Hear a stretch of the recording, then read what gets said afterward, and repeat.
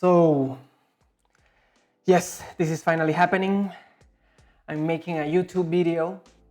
I'm sorry, it's not me, it's the coronavirus, it's the quarantine. I'm bored, I'm gonna give it a go. What the hell? Para los que me escuchan y me conocen y escuchan que estoy hablando en inglés, lo siento, sí, soy un ridículo, pero es que así hay un poquito más de audiencia. Es un poco incómodo, sí, y me siento un poco ridículo, pero ¿qué puedo hacer?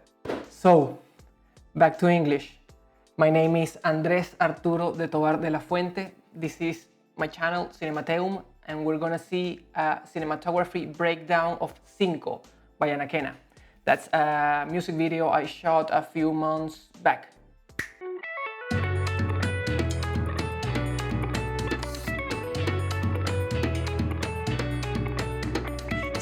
5 minutos, pa' que no me vies al olvido. Sin compromiso, regálame tu tiempo y préstame tu... So there you go, that's a little taste of the music video. If you haven't seen it, you can check it in the description. As you can see, it's very colorful, it's fast-paced, and we're gonna talk about a little bit more about that in just a few seconds. First, I'm gonna talk about the context of this music video, what we wanted to achieve and what we had to achieve those things.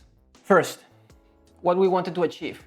We wanted to have something fun, we wanted to make something simple, we wanted to make something fast-paced, we wanted to make something colorful.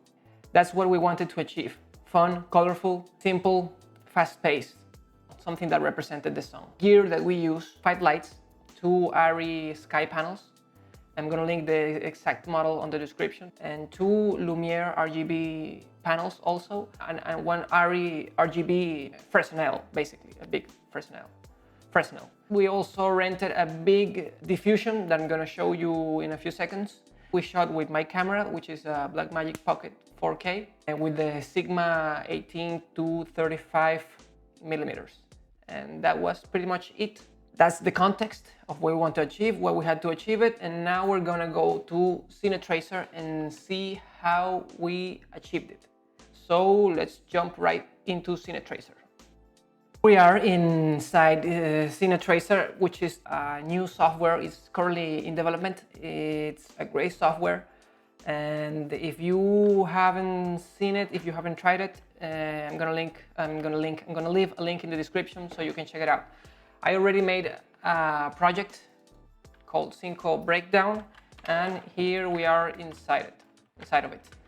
So this is pretty much what we had. We had a studio space that was pretty much this exact same size, and we had a crew about 10 people, 5 of them including the band. This that I'm showing right now, it's pretty much the setup. That's it, very simple. As you can see, it's a big diffusion, a big butterfly frame, a big butterfly frame, I think it's mostly known as. We had the RGB lights I mentioned, the Arri and the Lumieres. We had the Arris aimed at the backdrop, one on each side, and we had these other Lumiere lights aimed at the band or whoever was in front of the camera at the moment. And that's pretty much it. So we had this RGB light, this big Fresnel aimed at this diffusion that lights whoever's in front of the camera with a big, soft, even, symmetrical beauty light. It's a standard light used for fashion and for anything in which you want to highlight the beauty of whoever's in front of the camera, which I tried with the band. I don't know if I succeeded. I tried. They are hard. They're hard to make beautiful, but I tried. I succeeded with the model, but I don't know if I succeeded with the band.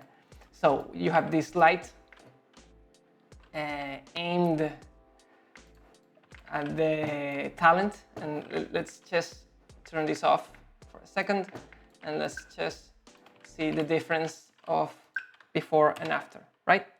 We have this. Let me move this a bit to the front. So we have this, all right? This is without the lights, just the ambience lighting. Let's imagine this is the light that comes with the studio, right? So we turn on this big soft light that you can see is very close to the talent, because you want to, because of the inverse square law, you want to minimize this light hitting this backdrop. And since it's a small space, you want this talent, this actor, the singer, whatever, to be as close to this light as possible. So you can dim that light down, and that way you can maintain the colors of the backdrop. And you're gonna see in a minute, I can demonstrate that in a second. But first, let's capture this, and let's turn it off, just so we can see the difference. Let's capture again. All right. And let's go to storyboard, and you can see the difference, right? This is with this big soft light. This is just one light in front of the talent, in front of the actor, a little bit higher, just above the camera.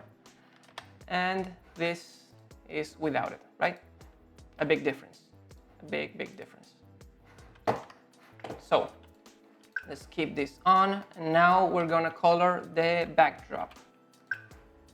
We turn this on. All right, there it is. All right, so we turn this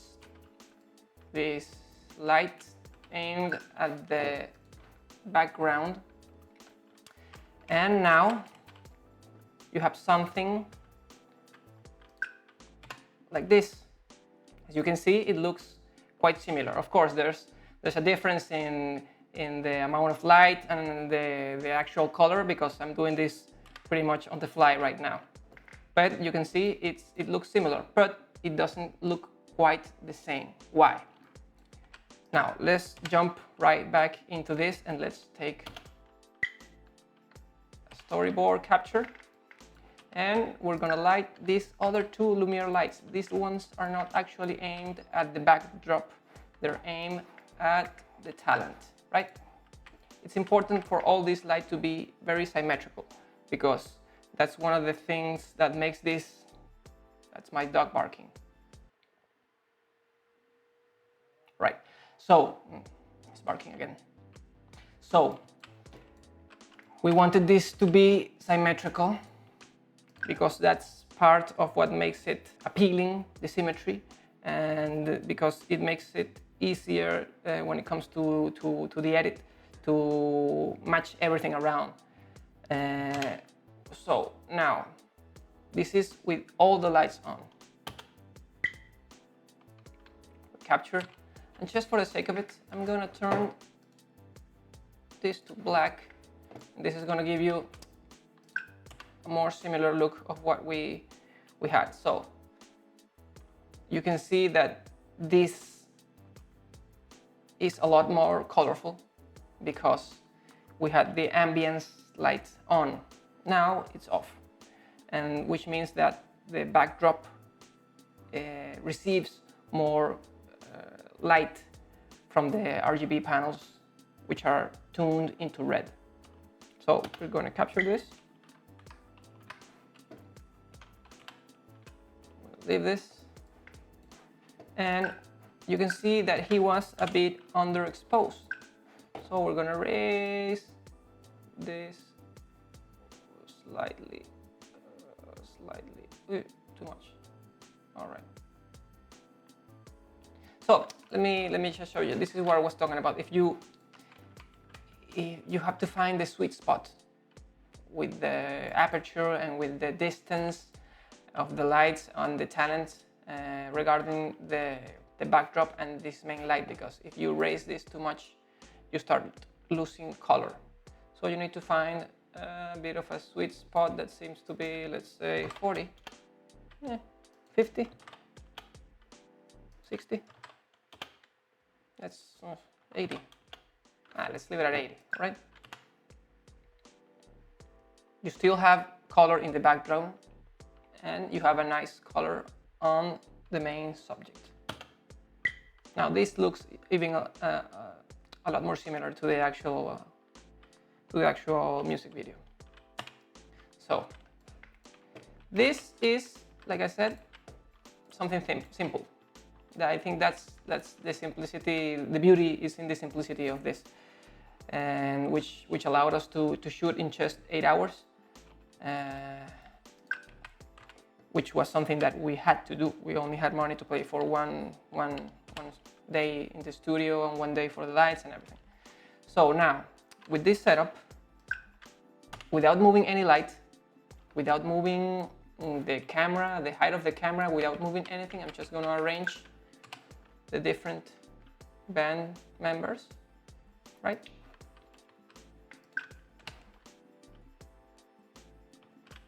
Move these dudes around. Move this other dude. Now, without moving anything, you have the entire band lit in an interesting light, in a very beautiful light, and in just seconds, because you didn't have to move the lights, you didn't have to move the camera, you just placed the talent, the band, and if you needed to place just one person, you just do the same. You just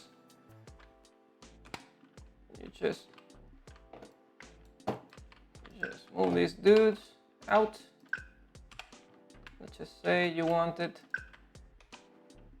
a very nice close-up.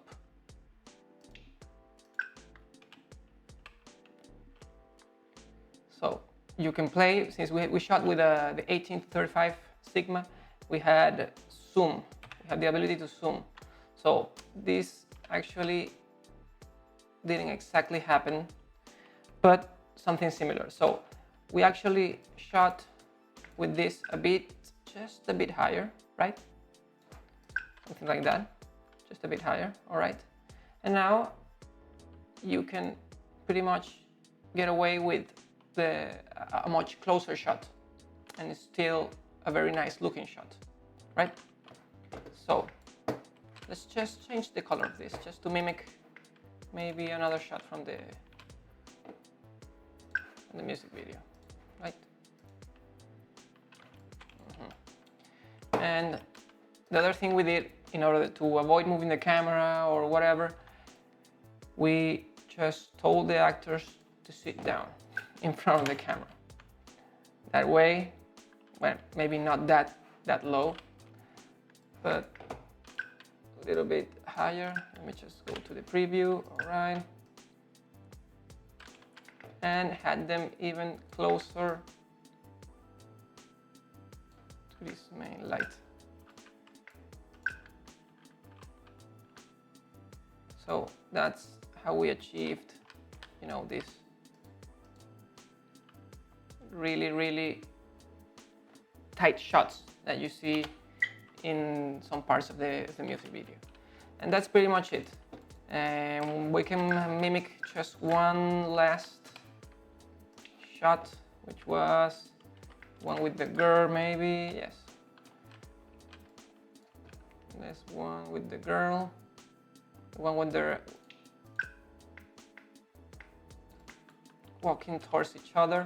So in that particular shot, since we had the ability to change color in every single light that we had, we actually tuned them into the same, which gave us a very moody. I'm not gonna exactly tune them into the same because I don't want to make this too long, but we had all the lights at different intensities, of course, because these kicker lights, these lights that, you know, give this nice silhouette, they were at a higher intensity because we wanted them to look stronger. We wanted to silhouette them. All right, not like this. Just focus, right? You can see there's one light that's still. All right, I'm gonna bring bring them closer and probably further back. But I don't want to take too long. All right, let's just see how this. There's one. What's the light that's? All right, this light is still not set properly. All right, now we're good. Let's just check it out. So that's I can make this look even more like the music video, but I think this is close enough, so you can get the idea. Again, we're not moving any light, and just for the fun of it, which was something that we actually did in the last shots, when everyone is just, you know, goofing around, and there's the entire band, we went nuts with the lighting. So we had, since we didn't use the apps, because some of these lights you can control via apps or with controllers, with remote controllers. We actually had just one gaffer for each light, just dialing and playing with the dials, with the RGB dials, to the rhythm of the music. And that's actually, it worked very nice because exactly because of that, because you could play. You could play with the colors at the rhythm of the music, which was something important. So we went crazy. We turned this light, you know, like bluish, and then this is just green, and this is just blue. The backdrop is red. And this can be, you know, yellow. Yeah. Let's make it, I don't know. Yeah, let's make it yellow. What the hell? So you had this very crazy mixture of colors that you could dynamically tweak and change, which made it very, very interesting. And so that's pretty much it. I don't want this to take too long. It's very simple. I think it already took too long. I think I talked too much. And that's that. My name is Andrés Arturo de Tovar de la Fuente. Good luck pronouncing that. This is Cinemateum, and you just saw my first cinematography breakdown. If you want me to make some more, just leave a comment. If you have any question, leave a comment, subscribe. You know, whatever this YouTube thing is, click on the bell. And I don't know, if someone finds this interesting, I'll make some more. And that's that.